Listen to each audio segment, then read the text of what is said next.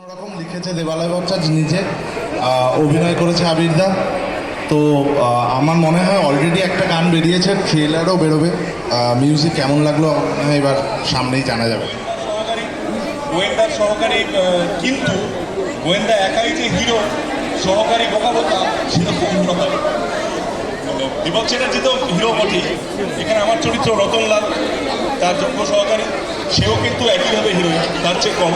এবং দুজনের মধ্যে যে মজার রসায়ন, সেটা আমার মনে হয় ওই অন্যরকম যেটা বললাম সেটা সত্যিকারই সেরকম। ধন্যবাদ। তো সবার প্রশ্ন হচ্ছে হঠাৎ আরেকটা ডিরেক্টিভ কেন? আসলে দীপক চ্যাটার্জির একজন জাস্ট ডিরেক্টিভ নন, দীপক চ্যাটার্জির একটা জগৎ। স্বপন কুমার একটা জগৎ তৈরি করেছিলেন এবং উনি বাঙালির প্রথম পাল্প রাইটার। পাল্পটাকে আমরা আমাদের সংস্কৃতিতে, আমাদের বাড়ির বুকশেলফে জায়গা দিইনি, তাই জন্য হারিয়ে গেছিল। কিন্তু এখন সারা পৃথিবী এই বি গ্রেড কালচারকে, এই B grade movies, B grade pulp থ্রিলার্সকে সিরিয়াসলি নিয়েছে। এবং প্রবলি তাই জন্য এখন সময় যে আমরাও আমাদের হারিয়ে যাওয়া পাল্প ডিটেকটিভ দীপক চ্যাটার্জি এবং তার স্রষ্টা স্বপন কুমারকে আমাদের জীবনে ফিরিয়ে আনি। কারণ যে কল্পনার জগৎটা স্বপন কুমার সৃষ্টি করেছেন সেটাই বোধহয় এই মুহূর্তে খুব দরকার। কারণ এই শহরটা ভীষণ ম্লান হয়ে যাচ্ছে, ধূসর হয়ে যাচ্ছে, কল্পনাগুলো হারিয়ে যাচ্ছে, শুধু চর্বিত চর্বণ।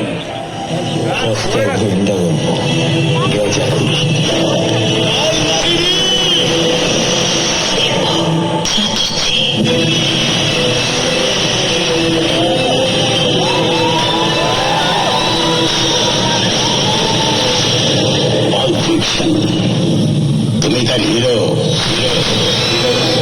এটা ভদ্রলোকের শহর। রবি ঠাকুর, সত্যজিৎ রায়, ফেলুদা, ব্রহ্মকেশের শহর। স্বপন কুমারের শহরটা হারিয়ে গেছে। দাদু পড়েছে, ছেলে পড়েছে, নাতি পড়েছে। বাঙালি তার কালচার দিয়ে আমাদের লাথি মেরে ভাগিয়েছে। আপনি যে বটতলা ডিটেকটিভের কাছে কেন এলেন বলুন তো? শুকনো বাদামি হয় না, শুধু এটুকু জানা গেছে যে এটা একটা বিপজ্জনক। ওয়েলকাম দীপক চ্যাটার্জি। আমি জানতাম তুমি ফিরে আসতে এক পা নড়লে গুলি করে মাথা খুলি উড়িয়ে দেবো। এই খাজা সংলাপ আমি বলবো না।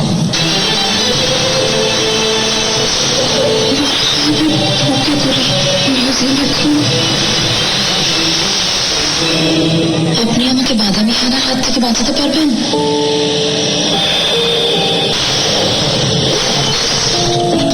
আমি খেলাটা খেলতে চাইনি স্বপন বাবু। খেলা নয়, খেলা নয়। তুমি শহরটাকে বাঁচাচ্ছ। আমি বাদামি হয় না, যার প্রাণ ভঙ্গা লুকিয়ে আছে একটা ছোট্ট বউকের মধ্যে।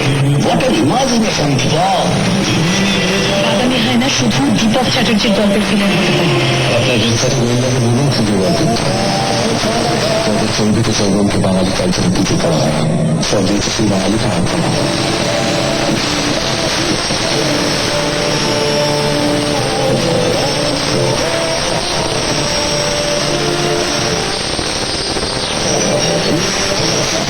চ্যাটার্জি এলে এখনো শহরে বৃষ্টি মনে।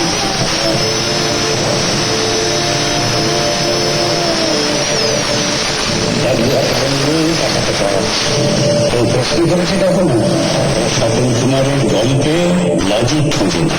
ম্যাজিক খুঁজে, তাই তো? ম্যাজিক দেখাতে গেলে সেটা না আবার ট্র্যাজিক হয়ে যায়। তুমি বড় বেশি কথা বলো।